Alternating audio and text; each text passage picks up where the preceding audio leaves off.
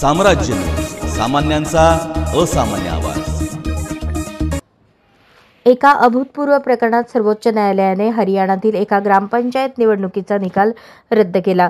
सर्वोच्च न्यायालयाने इलेक्ट्रिक मतदान यंत्रे बोलावली आणि सर्वोच्च न्यायालयातच त्यांच्या रजिस्ट्रीच्या अधिकाऱ्यांमार्फत मतमोजणी करून घेतली आणि त्या आधारावर नवीन निकाल जाहीर केला।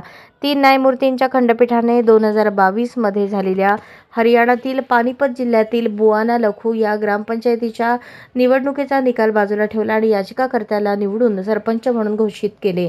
न्यायालयाने म्हटले की OSD रजिस्ट्रारच्या अहवालावर शंका घेण्याचे कोणतेही कारण नाही, विशेषतः जेव्हा संपूर्ण मतमोजणी व्हिडिओग्राफी करण्यात आली होती आणि त्याच्या निकालावर दोन्ही पक्षाच्या प्रतिनिधींनी स्वाक्षरी केली होती। खंडपीठाने स्पष्ट केले की फेरमोजणीत EVMने दाखवलेल्या निकालांमध्ये त्रुटी आढळल्या। सर्वोच्च न्यायालयाने EVMची फेरमतमोजणी केल्यानंतर पराभूत उमेदवाराला 51 मतांनी विजयी घोषित करण्यात आले। पंजाब आणि हरियाणा उच्च न्यायालयाने फेरमतमोजणी करण्यास नकार दिला होता। याविरुद्ध पराभूत झालेल्या सरपंचांनी सर्वोच्च न्यायालयात याचिका दाखल केली। देशातील हा पहिलाच खटला असल्याचे सांगितले जात आहे।